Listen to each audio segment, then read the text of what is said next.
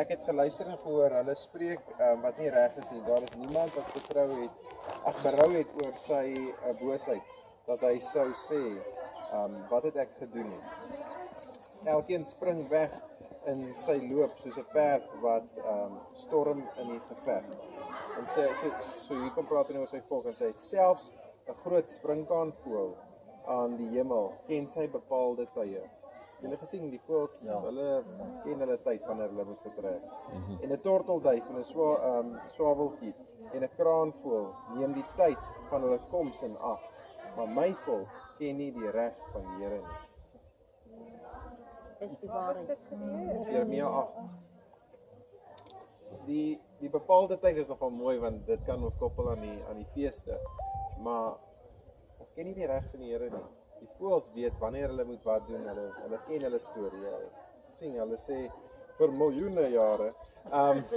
Nee, hulle sê vir duisende jare is nou al so.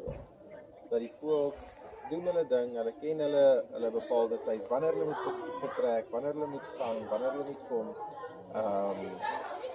Maar ons ken nie eens die reg van die Here. Ons ken nie sy woord, ons ken nie sy feeste nie, ons ken nie sy insettinge nie, maar die voëls doen. Hulle ken die goed wat belangrik is. So die natuur het 'n verwagting vir hom. Ons moet dit ook ken. So dis vir my spesiaal hier so by die plek. Dit is spesiaal om by hierdie plek te loop en te sien die natuur 'n bietjie. Ongelukkig is ons hier wanneer die voëls hier so is nie.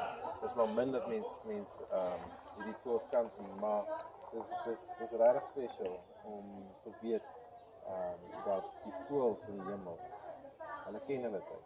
En ons moet sy reg ken, ons moet sy woord. En dis belangrik. So ja, ons kan nie hier verbygaan en hierdie plek mis nie. Dis special, dis mooi.